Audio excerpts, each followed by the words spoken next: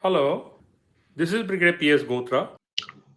Today, we will be discussing the biography of Field Marshal KM Cariappa, Part 2. Part 1 we have already discussed. In Part 2, we will discuss the life of Field Marshal Cariappa from 1947 when he became the Major General and till the time he breathed his last, that is 15th May 1993. Cariappa was promoted to the rank of Major General on 15th August 1947. He was appointed as Deputy Chief of General Staff. He was acutely aware of the dangers posed by the buildup of tribals along the Indo-Pak border. These tribals were grouped along the Pakistani forces and junior leaders so as to organize a jihad to liberate J&K. He recommended to the government that the problem arising along the borders should be viewed with due seriousness, and hence there was an urgent need to lay out the policy for building up a strong Indian army along with the plans for immediate military action if required. The design of the Pakistani army was to combine a force of 5,000 tribals and large number of Pakistani regulars who were trained, equipped, and organized together. These regulars were officially on leave with essential pensionary benefits as coverage against the casualties. The clandestine operators were inducted and they were provided logistic and technical services. These people were to carry out hostilities in Kashmir soil while simultaneously sway and subvert the locals using the Islamic factor. Depending on the success gained by the irregulars, the r- induction of regular forces were also planned in the Kashmir Valley. Field Marshal Cariappa correctly appreciated that if tribals could be discouraged from being misled by the Pakistani army, the numerical superiority enjoyed by them could be negated. So, to this end, he made several direct appeals to the tribals to stop fighting. He also visited our formation headquarters and units to meet commanders and staff to listen to first-hand accounts of the situation on ground. In the process, he exposed himself to a fair battlefield dangers. The details of this operation has already been covered as part of the campaign. Cariappa's view on the UN-sponsored ceasefire. The UN-sponsored ceasefire came into effect in June 1948. A directive was issued to Cariappa in July 1948 to cease all ground offensive operations against the enemy.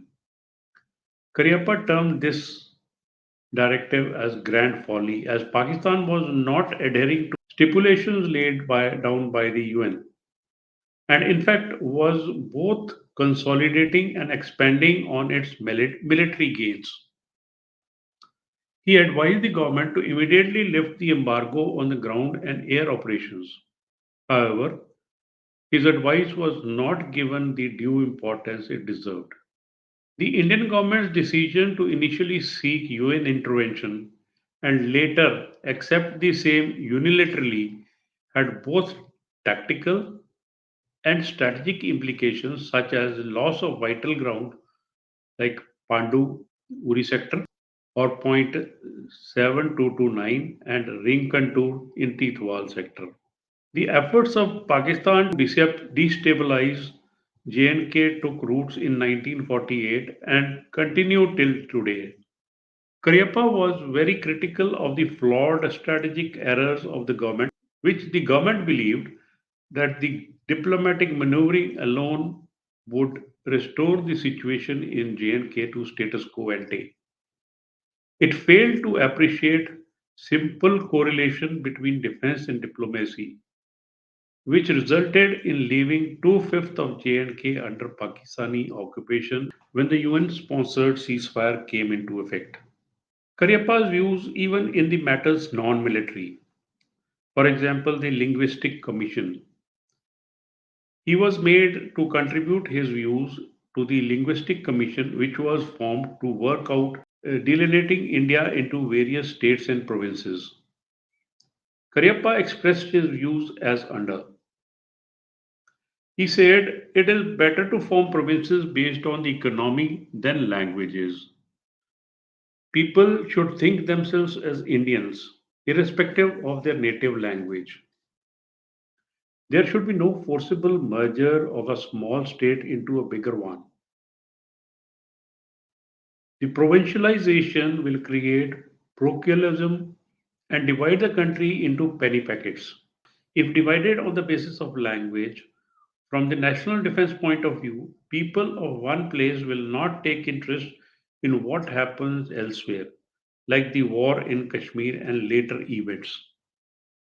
An army commander, Cariappa was promoted and appointed as the GOC in C Eastern Command on 19 November 1947. And within 6 weeks from that, he was transferred, which is present day's Western Command. He continued to express his pragmatic views and bold opinion on various issues concerning the Indian Army as well as those had bearing on the internal and external security of the nation. The Commander in Chief. The dawn of independence on 15th August 1947 saw a surge of patriotism in the country. The newly independent population of the country had a euphoric demand for everything to be Indian, free from the influence of British Raj. The government selected Cariappa as the first C of the independent Indian armed forces, and he took over on 15th January 1949, a date aptly being commemorated as the Army Day. The salient aspects of his message to the all ranks on taking over were serve the country selflessly and efficiently at all times so as to provide security for external aggression and internal security. Contribute to enhance the great name of the army by maintaining high standards of discipline, morale, integrity, and loyalty to seniors and subordinates. Work as a team at all times. Observe loyalty and honesty with the highest standards of discipline. Cooperation with other services will be observed as a matter of vital importance. His tenure as the Commander in Chief was marked by a flurry of activities such as tours and visits to units and formations and attending to social obligations expected out of him. He was very particular about the workplaces being organized for efficient output and discouraged people from working beyond the office hours. His famous remark that people sit in the office after office hours because they are either inefficient or have bad intentions. Cariappa was acutely conscious of the basic flaw with the Indian Army, which was in a stage of transition with inexperienced leadership at the helm. Sudden elevation in the ranks and the status was not matched with the competence which needed training and correct orientation. Hence, his most important KRA or key result area was the training of officers who provided the military leadership. Very interesting, some of his famous quotes were good officers axiomatically make good units, the bad do the reverse. An officer cannot become a great commander without long experience and passion for study of war. Pearls are found in deep waters. Shallow water may fetch conches. Officers have to be worthy of the men they lead, and their command has to be faithful unto death. Look after the welfare of troops, but do not overdo it. Provide them with the creative comforts, but do not soften them. It is very disloyal on the part of officers to discuss in critical terms the policies laid down by by the army authorities with civilians, no matter what positions they hold. Understand politics, but do not get involved in the process. Observe austerity and use the government resources correctly. Do not use public funds for private use.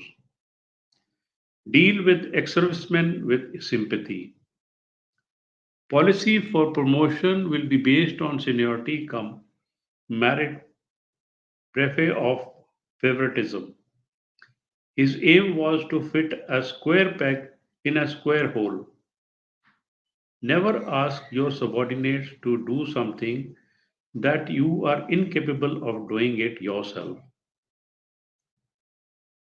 Discipline is the soul of the army, without which army is physical body without control. The discipline and morale of the armed forces are intertwined to its reputation and character, laying the foundation of an apolitical army. As the CNC, Cariappa strived hard to keep the army out of politics so that negative ramifications of politicized army as was being experienced in Pakistan and Burma are not experienced in India. He emphasized the following aspects during his address to troops and officers. Be an Indian first and last so that no one looks at the nation with an evil eye. The army is present to serve the government of the day and not to get mixed up with their party politics. It is the duty of soldiers not to align themselves with any political party but to carry out the policy of the government. Soldiers should rise above the communal and political sectarianism. A good, loyal, and disciplined soldier must be feared by the enemy. He should not for a moment forget that he is custodian of the independence, peace, and prosperity of the nation and should be ready for all sacrifices for the nation. Cariappa laid down a very strong moral foundation for the army. He enforced strict discipline by keeping politics out of the officers' messes and men's barrack. Women, religion, and politics were not never to be allowed to be discussed in officers' messes, langars, and barracks, classrooms, and pickets.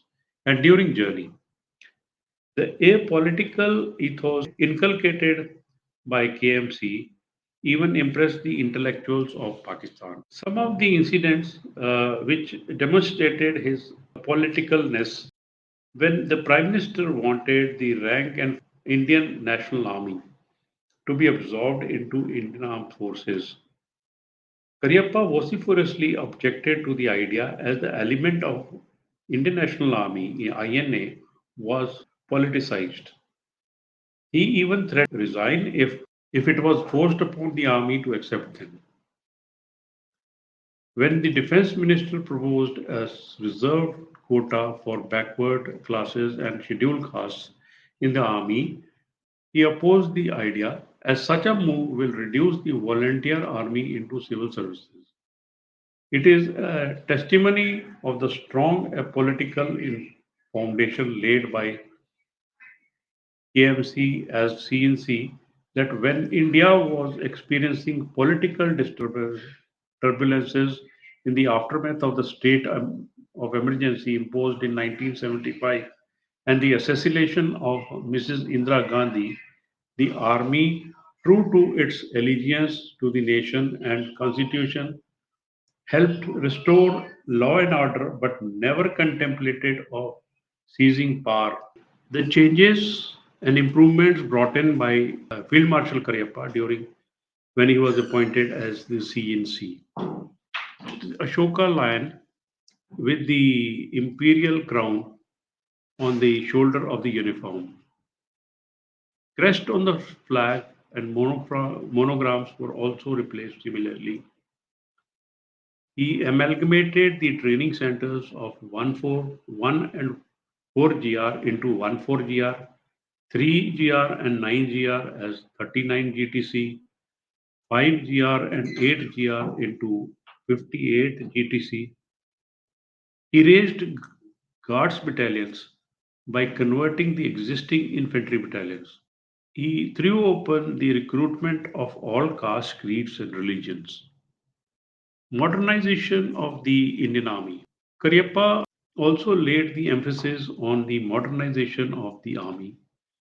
He took lessons from his own experience of courses he attended abroad, as well as the interaction with the foreign dignitaries on various occasions.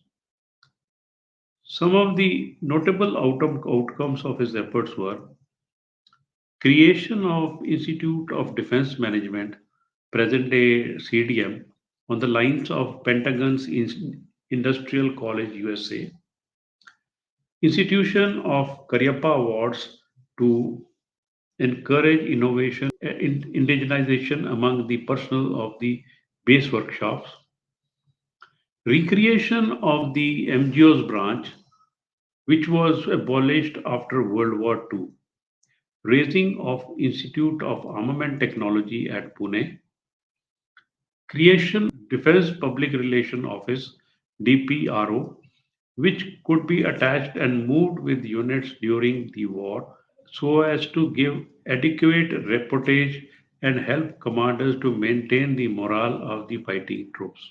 In addition, the creation of the NCC National Cadet Corps and the Territorial Army was carried out to increase the interaction between the civilians and the army. Creation of the National Defence Academy at Khadakwasla in place of Joint Services Wing at Dehradun. Expansion of the capacity of the DSSC at Wellington. Cariappa also dreamt of public schools for the children of the service personnel, which laid the conceptual foundation for the present day Army public schools. Relocation of the intelligence school to Pune so as to reduce the overcrowding at Mau. Then amalgamation of Army Medical Center, Army School of Hygiene, Army School of Radiology, and Central Military Pathology Laboratory, along with the blood transfusion unit. They were all amalgamated and to form the Armed Forces Medical College, the AFMC. Then he also ensured that the compulsory contribution to the Armed Forces Benevolent Fund and Army Central Welfare Fund with an aim to alleviate the financial distress of the needy. Then he improved the functioning of the United Services Institution, that is USI. He also started detailing the officers to attend the courses of instructions abroad. Some of the vital issues he solved were he dealt a crushing blow to the myth of martial races theory. Secondly, he brought secularism to the rank and file. The concept of secularism, Sarv Dharm Sthal, Ek Samman, all religions are equal, was introduced into the army. The places of worship were constructed close to each other so as to enable men to intermix and interchange their views on the universalism of all religion. He enforced Jai Hind, glory of India, as a salutation and exchange of greetings. After a momentous tenure of 4 years as CNC of the independent Indian Army, Field Marshal Cariappa retired on 14th January 1953 after handling, handing over to General Rajendra Singh Ji. He was offered the job of Indian High Commissioner to Australia and New Zealand. Both countries were getting a large number of immigrants from Europe and Asia.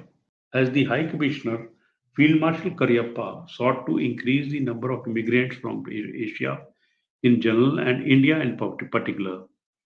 He requested the Australian government to base their immigration policy on some solid criteria rather than being white immigration centric. His persistent effort paid off when the government of Australia liberalized its immigration policy. He was also instrumental in establishing a club for the locals with the rights of membership accorded to the women also. The club was named Commonwealth Club, which was which remained unchanged ever since. His other contributions to as High Commissioner was export of Kashmiri carpets and shawls to Australia and New Zealand, import of kangaroos to zoos in India, sharing of videos and thoughts with Royal College of Defence Studies, arrangement for Australian coaches to Indian sportspersons, formulating an elaborate plan for economic cooperation with India and Australia, correcting the perception among the local population regarding Kashmir issue so that the false propaganda by Pakistan is defeated, upkeep and maintenance of war memorials. His performance as High Commissioner was widely appreciated by the local press as he set a pattern for other envoys of Commonwealth to follow. In doing so, he brought the people of India and Australia together and closer. But after the independence, he was little unhappy with the state of affairs. He found that the fragile political situation that prevailed in country in the immediate aftermath of the independence to be very undesirable and upsetting. The legacy of riots, disturbances were carried forward from the days of freedom struggle. The reports of such riots reached KMC in Australia. Those reports drew adverse publicity and damaged the image of the newly independent India. Cariappa advised Prime Minister Nehru regarding the need for a strong army and police force so as to contain the riots. He advocated that the people of the country should be emulate the army's sense of discipline and great unity that exists among all ranks. However, Prime Minister Nehru worked to bring the army completely under the civilian control without understanding its mechanics and the strategic imperatives. Overall, he was disenchanted with the polity because of the following reasons.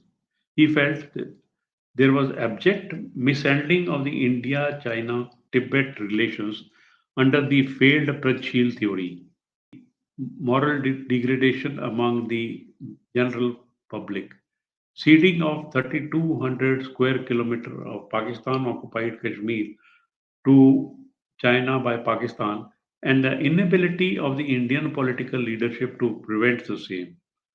Political leadership flaunted professional army's professional advice regarding the Chinese threat. Undue political interference in the administration of the armed forces, leading to loss of morale among the military leadership. Inability of the political leadership to control the frequent riots, strikes, and looting in some of the states. KMC advocated the imposition of martial law in the trouble prone states till such time reasonable control is achieved. The more he reflected on the situation, the more he became convinced that nothing moved in the country without the political backing. He was so disenchanted with the polity that the only way he felt that he could improve the situation was by joining the politics. To this, he was actively encouraged by his former colleagues and friends around the armed forces and the civil stream. An active support of large number of ex-servicemen and their families was also expected, thus boosting the chances of his electoral success. Field Marshal Cariappa contested elections as an independent candidate from the Northeast Bombay constituency 1957 general elections. His opponents were Mr. V.K. Menon and Mr. J.B. Kripalani. The main issues on which Cariappa campaigned and contested the elections were high cost of living to be brought down, assurance of employment and decent living, housing and medical facility, security of persons and property, efficient administration at all levels, roads, lights, water, and conservancy provided in the living areas, and last, air pollution. For that, he exhorted upon the voters not to accept bribes and forsake their future, and instead on reduction in the expenditure by resorting to the following measures, that is, reduction in the luxurious offices, reduction in seminar conferences and ministerial trips abroad, reduction in the elaborate arrangement for travel, reception, and entertainment of VIPs, stepping up production in the field and factories by hard work. He lost, however, because he was pragmatic and honest enough to assure the voters that change will not take place overnight and he would continue to strive towards their improvement. However, his forthrightness began. He did not bribe the voters by showering money from the fancy helicopters. He spoke a language of dignity and concern, but 2 dozen years of dirty democracy had destroyed the ethos and moral fabric of the society. He fought from a constituency where he was little known compared to his place of birth. He addressed the voters in Fauji Hindi, which was not appreciated by the locals. Wisdom of two nation theory. Field Marshal Cariappa believed that the two nation theory on which the partition was carried out was flawed and in its concept and implementation. He dreamt of two nations reuniting so as to emerge as a stronger entity. He seized upon every opportunity to highlight the futility of the policy of confrontation between the two nations. The wars fought between two nations were based on a German expression, Krieg on Hass, or war without hate or malice. He undertook numerous one-man peace missions to Pakistan between 1958 and 1980 as an effort to unofficial and subtle diplomacy. The aim of his visits to Pakistan was to usher in great rapprochement between two countries. However, the highly charged atmosphere of animosity between the two countries made it very difficult to progress the matter. The efforts of KMC bore fruit when Pakistan relaxed the restriction on granting visas to Indian with effect from 3rd October 1964. He inspired confidence in India's moral commitment to the minority communities in both the countries. He persuaded Ayub Khan to sign a no war pact with India. However, the effect of Kashmir issue was such that the progress could not be made. But he had a lot of optimism. He considered himself to be a rebellious optimist. So he insisted on the following: permission for India to carry out trade with Afghanistan via Pakistan, rail link between the two countries, management of evacuee properties, visas, permits, etc., to facilitate smooth move of the citizens as part of the cultural exchange, tourism, and medical treatment. The existing political situation made it impossible to carry out any meaningful progress in this. Belated recognition. Cariappa was conferred with the rank of Field Marshal on 28th April 1986. The nation recognized his outstanding leadership and grooming of the armed forces from a fledgling army to one of the best fighting forces in the world. As a devotee of democracy, he never hesitated to point out and constructively criticize any lapses in country's governance. Military historians are bound to record that in the aftermath of the independence and partition, Cariappa was just the kind of chief the nation needed. He was embodiment of the successful amalgamation of the traditions of India. Cariappa was a perfect example of high and principled endeavor without a trace of self seeking, an example that evoked affections and respect. His elevation to the rank of Field Marshal drew letters of congratulation even from the Pakistani ambassador to India. He particularly appreciated the yeoman service rendered by Cariappa towards normalization of the relations between two countries. Cariappa gloriously blended into history on 15th May 1993 at a ripe age of 94 years while undergoing treatment at Air Force Command Hospital, Bangalore. Mortal remains were laid to rest at Medicary on 17th May 1993 with full military honors. The event was attended by the three service chiefs and several politicians. A famous adage says old soldiers never die, they only fade away. The life of Cariappa was a collage of experiences from which many lessons can be drawn which benefit the professional soldier. Some of them are: whatever job is given to you, do not concentrate only on what others can see, but be more thorough behind the scenes. No one is indispensable. Getting angry when discussing anything with another is a sign of weakness of one's character and is also a ruse to hide the weakness of one's case. Do not trust a man who laughs without any real reason to laugh, and a woman who cries without any real reason to cry when talking to you. Do not be had for a mug by anyone who flatters you to your face. Serve mankind like honeybee, giving your very best to others and expecting nothing personal in return. Giving joy to others should be greater joy to you. Looking out for opportunities to serve your country and your people and not to opportunities to gain personal power and wealth. Learn to see yourself as others see you and do not be sensitive and touchy to things said about you which not always be to your liking. If by the grace of God you occupy a high position of authority in life, do not live in the clouds, but have your feet on the Mother Earth. Remember, no one can ever be permanently perched upon the summit of power and plenty.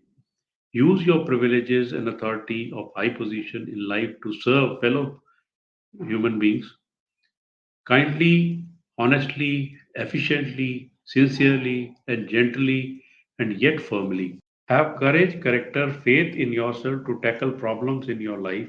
Have faith in your people who are really magnificent.